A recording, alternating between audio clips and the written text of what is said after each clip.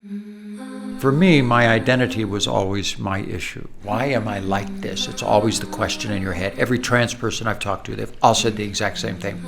Why? Back then, we're talking the 50s and 60s, there wasn't even a word for it. So you kept your mouth shut and you did what little boys are supposed to do. You played sports, you did this, you did that.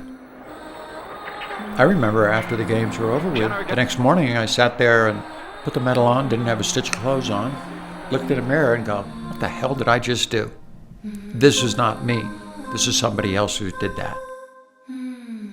I felt like I was being defined as a person for what happened in Montreal in 48 hours, this Bruce Jenner Olympic champion. And it was so far from the truth of who I was. I literally would give speeches about the games, and I did thousands of them. And sometimes I would be up there and underneath my suit, I'd wear bra and panties and, look out at the audience. I said, they know nothing about me. Probably after that, I'd run up, go cross-dressing, and then walk around. When you are burdened with something constantly, every day, you can't thrive as a human being. You just can't do it. And the question is, how are you going to deal with it? What's the best way for you? Not for everybody else, for you to deal with this.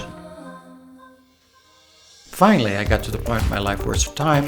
Bruce has done everything he can do. Let's let Caitlyn live. I was 65 when I transitioned. It was a long journey, but eventually I just had to do it.